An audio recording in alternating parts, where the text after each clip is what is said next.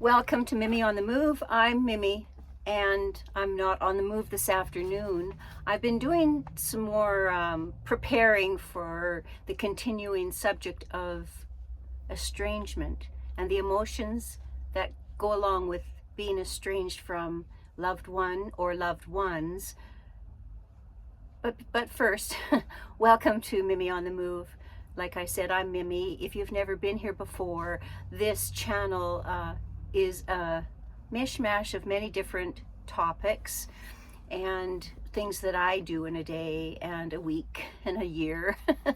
And I do live in a 24-foot RV full-time, and I'm really happy here like this. So if you haven't been here before, welcome, and if you have rejoined, welcome back. I do hope that this topic of estrangement, I hope it doesn't affect any of you personally, because it's really tough. But if it does, I'm with you. I understand. I'm still going through it. It's coming up 10 years in December this year, 10 years. So my last talking video, we talked about the emotions that we go through when we've been estranged, and there's a whole set of them. I've been through all of them at least 2 or 3 times over and over again, so it's not new to me. I'm no expert. I'm only an expert in what I feel. I'm not even an expert in, but I do know what I feel. Let me just say that. I'm not here to give advice to anybody, because everybody's situation obviously is going to be different. I'm going to give you strategies that I have employed for my own grief-stricken days, shall we say. So this grief that we talk about, my last video, I said something about it's actually more difficult than grieving from a human death or a pet death, because it's an ongoing grief. It's there every day when you wake up, and it's very, very real. So it's a never-ending grief. And I was doing some research, and I found that some people are calling this a complicated grieving process. And I like that term because it is complicated. And you know, those of us that have been estranged from our adult child or children, we go through our days and we hover above it all the time, when we're in public anyways. Oftentimes when we're by ourselves, we hover below. we go underground, and it's very dark down there, and this is where we do most of our connection with our feelings. We don't do it in public. We just don't. And so even though the more I learn, the more I have found out that there are literally tens of thousands of parents that have been estranged from their adult children by the adult child's choice. And I'm going to also say that most of these parents seemingly did the best they could raising their children, as I did. So we're going to talk more about that today. But I also like to give a bit of my story with every video, so that at least you know how I've come to the thoughts that I've come to, and how I cope with what I'm coping with. So some of the complicated grieving feelings or processes or symptoms, one of them is insomnia. Now, I know that a lot of people my age, I'm 72, have trouble sleeping through the night, and they rely on sleeping aids now and then and stuff like that. That I think is a part of the aging process. But the insomnia part is, it's a steady thing. It has been for me. And I've got to say, I don't mind sleeping so much, because oftentimes I remember the dreams I've had during my sleep. And believe it or not, they're always good. They're dreams that I dreamed that my daughter came back to me. I dream of things when she was a child that we did, and I dream of other loved ones that are there with me right there and then. So the sleeping thing is okay as long as you're having good dreams, I guess. I hope that's the same with you, because having bad dreams and waking up doesn't set you up for the greatest of days, does it? Yeah. Another symptom here of complicated grieving I've written down is it's not just stress in our day, it's unmanaged stress. Because stress is a part of life. We all have stresses and we have stressors in our lives. And without stress, we actually don't do better or get better. It's the unmanaged stress that's a problem and that can cause havoc on our physical health as well. I'm not going to go into any of the doctor stuff about this because I'm not one. So I'm just going to talk about the symptoms.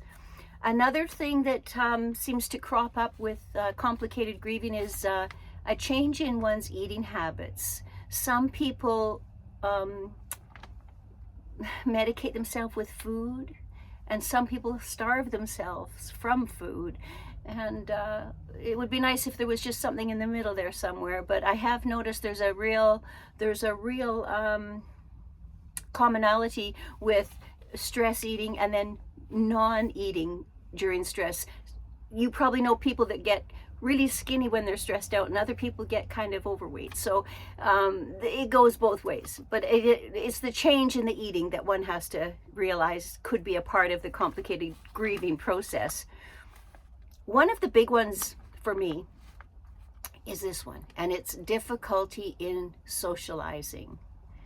You see, for me, I used to, up until a couple of months ago, I used to give fitness classes to groups of seniors. Now I've been involved in the fitness industry since the 1970s, so it's not new to me. I've been a certified instructor on all levels throughout those years. So that to me was my social time. I didn't have to reach out and look for social time with people because I was having that need met with my classes, because after class we would have coffee. Now I no longer am doing that for reasons that are in other videos. I won't go into it now. So difficulty socializing. Now I realize what it's like to not have that social time with people. And I also realize it's really easy for people to forget about you when you kind of disappear. It's like you're gone. Okay, goodbye. See you. Farewell. Wham bam. Thank you, ma'am, for all those years, but we'll see you around. So yeah, that's the difficulty in socializing is a big one, at least for me, anyways. And then there's the thing about challenges with relationships, because when you have been, let's say, put in the dumpster by your child or children who you've loved all their lives with all your heart, it makes it challenging to trust any relationship. So it would take a mighty big friend to allow you that time to learn to trust that person again. And should you do that, should you get to that wonderful point of actually trusting a person again, if that person lets you down, let me just put it mildly, you are fucked. I can't even apologize for using the word, because it is that serious. And when you actually give in and trust again, and someone betrays that trust, you're done. You're really done. I don't know for how long, but I know at least in the for me anyways, in the interim, it's been a couple of months, and I question all my relationships now because it's very difficult to trust right now. So trusting is a big one. And the last one I wrote down here is thoughts of suicide. I don't have those anymore. Well, that's what I do now is I pray that if it's my time, let me do it now before I wake up. That's what I would pray for now. I don't actually think of doing myself in, because it's fruitless. Because it takes, some people say a coward does themselves in, that it takes a coward. I think it takes courage, because the times that I have been that way, that close, I couldn't do it. In the final analysis, I couldn't do it. I got scared in case I did it wrong, and then I was left a vegetable. I got scared if I did it wrong, I'd be physically crippled So I was afraid to do myself in. I think it takes courage to do yourself in, and not the kind of courage we ever want to test. I don't believe that I was being a coward for not doing it. I just believe that I wasn't meant to do it yet. So now it's in God's hands. When my time comes, I'm ready. That's what I'm trying to say. So the suicidal thoughts, we can actually get over those if we try. Because if you think of the potential outcome if you fail, but you still left sort of alive, that's not a good thought either. There's a price to pay for everything, isn't there? So when I said that there was a new term being used called complicated grief, I looked into, well, how did somebody come to that phrase, complicated grief? Well, they say it's symptoms of grief. So the regular symptoms of grief that we talked about on last talking video that are lasting more than 1 year. Well, for me, it's 10 years. For you, it might be 20 years, 2 years, 7 years, 12 years. The grieving doesn't change. It's still there, whether it be a month afterwards or 10 years, 12 afterwards. Now, grief itself, I've read, is a natural way of coping with the loss that you've endured. But that grief wasn't meant to go on and on and on and on and on, was it? When we lose somebody to death, like I said on my last talking video, there's a cycle we go through. We get to round that whole circle, and then we actually get to move on and move forward with and keeping the good memories alive in our hearts and having a nice place for the person we've lost to death. But this is not like that. So the natural way of coping with grief doesn't work with complicated grief. So if you're wondering why you're always grieving and not getting past it, that might be why. And it just doesn't go away. So that is one thing. Let me just let's see what else I got here. Okay. Here are the complications of complicated grief. Why it's called complicated grief. I'm just going to go through them, but I'm not going to describe them. Depression. Hands up, who's ever felt depression since they've been estranged? Anxiety, feeling anxious at moments where you might not have felt anxious prior to the estrangement. The poor eating habits. Some of us experience post-traumatic stress disorder because it's that traumatic in one's life to be dismissed permanently from somebody who you've loved and cared for all of their life. Heart disease. All of these things, all these emotional things affect your physical health, and heart disease is one of the first things to get affected. And that stands to reason that high blood pressure for some is a problem. A lot of people are having high blood pressure problems anyways at this age, but this exacerbates it that much more. And then the one that I actually didn't get involved in at all is substance abuse. But many people do, because you know what? In that moment of using the substance, you feel better in that moment, but it's only in that moment. So it's kind of like, I understand substance abuse that way. In this situation, I understand it completely, because if you want to disappear from your pain and your grieving and your depression and your anxiety and the unmanaged stress, what better way than to take a pill and disappear from it all for a few minutes? However, it's not a long-term solution. And if you are finding that you're having that extra drink every night, or taking extra pills maybe when you're not in pain, relying on sleeping pills all the time to get to sleep, I would say ask your doctor. But in our world today, doctors aren't there for us like they once were. Hang on one sec, there's somebody pulling up beside my house. Hang on. It's okay. They're not here for me. All right. Now, some of the changes in your life, I'm going to say in my life, because they might not be the same for you. one of them is your life in general has lost its meaning. And I 100% am in that and have been in that for 10 years. I did find a somewhat substitute when I was teaching all those fitness classes for the seniors that gave me great meaning to my life for the 9 years I was with those people.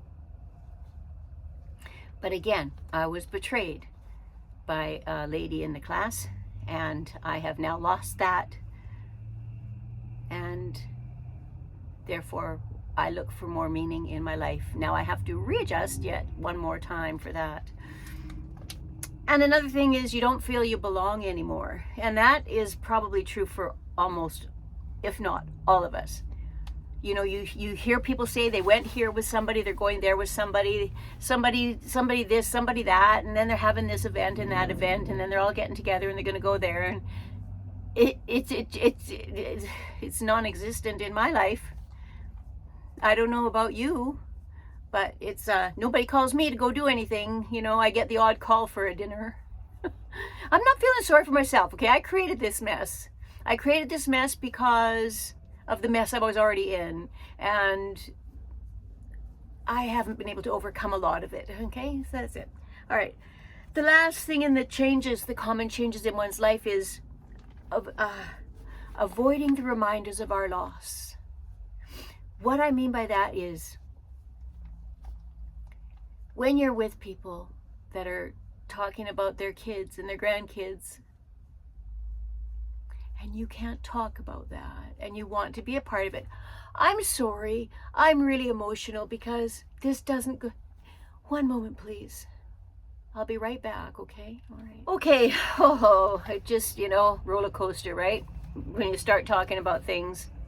Avoiding reminders of the loss, that simply for me in my life means it's very difficult for me when I'm with people who are excited about their life, they're happy with their life, they're content, they have their family around them, they have birthdays to go to, Thanksgiving dinners to attend, Christmases to share with people, Easter eggs to hunt for with the little ones, Valentine's Day, even if you don't have a spouse, maybe they're passed by now or something, but you can still do a Valentine's Day with the grandkids, right? So when you've been estranged from your adult kid or kids, chances are you're not allowed to see the grandchildren. So that's another. So you get isolated because you are now avoiding the reminders of what you don't have just because you're seeing other people have them.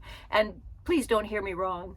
It's not that you're jealous of those people, and it's not that you're envious of those people. All it does is it acts as a trigger to remind you of what you do not have any longer that you cherished so much. So, how can we help ourselves? I'm still learning that, but I did jot down a few notes of how I try to help myself. One of them is accepting the reality of this loss. I completely 100% accept that my daughter does not want me in her life. I accept that. Number 2, adapt my life to this loss. That's a tough one because that would require creating new things to do, maybe creating a new hobby, maybe create a new routine. It means that you got to get deep diving into yourself and find out what you've got left in there at this stage and age of life, and how can you utilize what you've got to help you with today. For me, if you've been following my channel at all, you'll know that I do write a lot of things. And now I've been I write songs, I write poetry. They're a little bit different. Poetry and songs, they're different. I can take a poem and make a song out of it, but it takes some adjusting to the words and the rhythms and all of that, right? So I am still learning every day how to fine-tune the skills that I seem to have to be able to write my songs and arrange my music and then create images to make videos to go with the music. I still wish there was a way I could create moving videos where it's like a real video, but I haven't got that far yet. I probably need a bunch of actors and actresses, and they'll want to get paid. Well, I can't do that, can I? Okay, that was just a pipe dream. But if anybody out there wants to be my actor or actress, I'm in for it. I'd give it a go, right? I'd give it a go, just to make a moving video with a song. All my songs are based on some kind of reality in my personal life. So, or some of my songs are based on somebody else's reality that I saw, right? If you look at most songs in the world, they're all about life, most of them, or Mother Nature or things like that, right? Okay, so, all right, if you're a group person, if you enjoy groups, I don't. I've never been in a clique. I've never been a group person where you have like the president, the vice president, the secretary, and so on. I've never done that. It doesn't interest me. It interests a great many people though. And if you are one of those people, I would imagine that would be a wonderful way to create a new routine. And it would give you purpose. And if you have skills to offer and share, right? So you could get a little bit of passion going on with that purpose, you know? And so yeah, that's something to think about if you're a group person. If you're not a group person, I wouldn't even suggest it, because you'll be like a salmon swimming upstream, you know? You wouldn't fit in. You wouldn't fit in, and it would be a tough struggle up those ladders.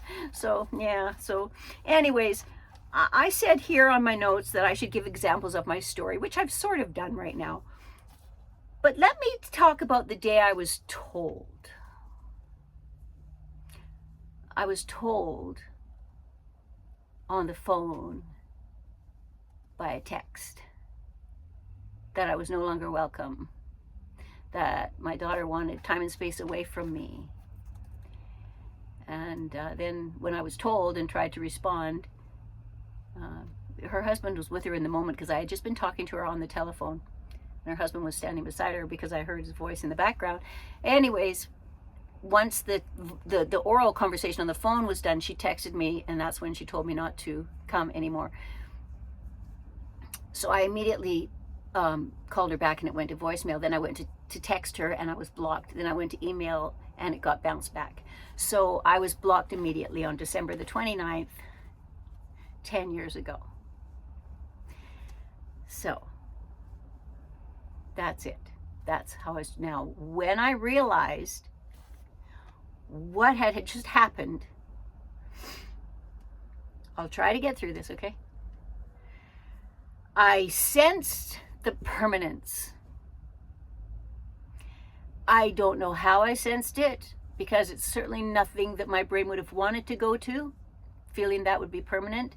But I knew this wasn't a lark. I felt it so deep in my soul. I dropped to my knees. It was a tile floor, ceramic tile floor, and I lay on the floor and begged God to not let this be happening. That's what I did. I had very dear friends at that time. Well, she's still my very dear friend today. And she took me out with another person to New Year's dinner. I did not want to go, because I just spent the last 2 days with swollen eyes and a broken heart.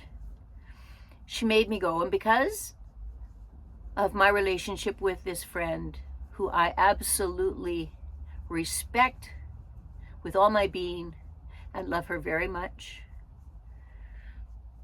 I went to dinner. She pretty much told me I had no choice. And this is a lady that I have always trusted, and I always will trust. She has never given me any reason ever to not trust her. She's quite something. At that dinner, I spent a fair bit of time in the ladies' room, because I had to keep leaving the table because I was crying.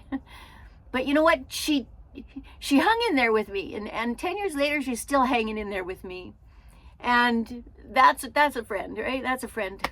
That's a friend. If you ever look back at any of my songs, true friends are like diamonds, precious and rare. False friends like autumn leaves are found everywhere. She is a diamond friend. She is rare, okay? So the day I was told was the day that I crumbled. I think that the other losses in my life, this was the final straw. for that, for the loss of somebody I love with all my heart. And I knew it was real. I felt the permanence. And there was nothing I could do about it, and I knew that. 10 years later, look at me now. How far have I not gotten? But that's okay, because I'm still here and I'm still trying. I really am. I hope you are too. Because like I said on my last video, and I'm going to end it with this, if I stop trying, if I give up hope,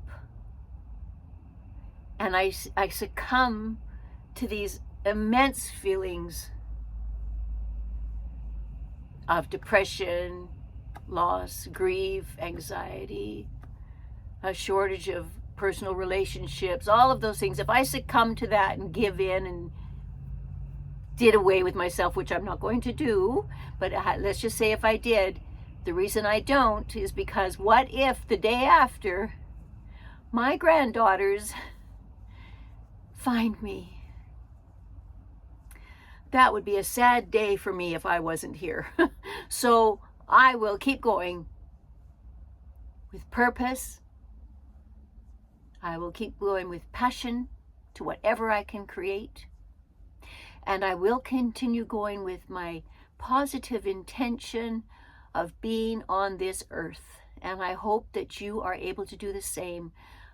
I'll send my love out there and hope anybody that wants it and needs it takes it.